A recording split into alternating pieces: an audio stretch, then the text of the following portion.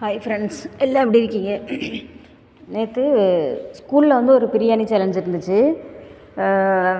அது என்னென்னா, ஒரு பில்டிங் வேலை நடந்துக்கிட்டு இருக்கு. ஒரு பில்டிங் வேலைன்னா அந்த வேலைக்கு கவர்மெண்ட் கொடுத்த காசு பத்தாமல் அந்த பில்டிங் வேலை நின்றுச்சு.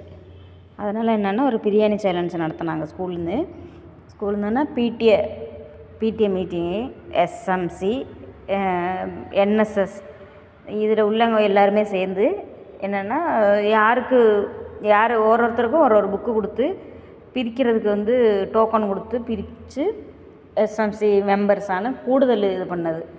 எஸ்எம்சி தான் அதில் எல்லோரும் சேர்ந்து இது நாங்கள் பேரண்ட்ஸு, இந்த ஸ்கூல் ட்ரெஸ்ஸில் உள்ள பிள்ளைங்க எல்லாமே என்எஸ்எஸில் உள்ள பிள்ளைங்க.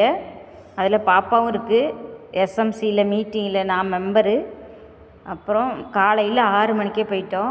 6 மணிக்கு போயிட்டு பேக் பண்ண ஆரம்பித்து ஒரு 12 மணி ஆயிடுச்சு அது வேலை முடிய. அதுக்கப்புறம் பிள்ளைங்களுக்கு லீவ் விட்டாங்க, கிளாஸ் விட்டு அது மாதிரி இது பண்ணிட்டாங்க.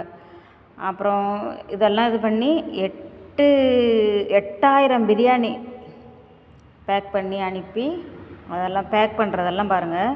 அந்த வீடியோ எல்லாமே இந்த பக்கம் பேக் பண்ணுறது ஸ்கூல் பிள்ளைங்க ஆர்டர் எடுத்தது, இந்த பக்கம் பேக் பண்ணி இங்கே கொண்டாந்து இருக்கிறது எல்லாம் எஸ்எம்சி மெம்பரு ஆர்டர் வாங்கிய இது எல்லாமே.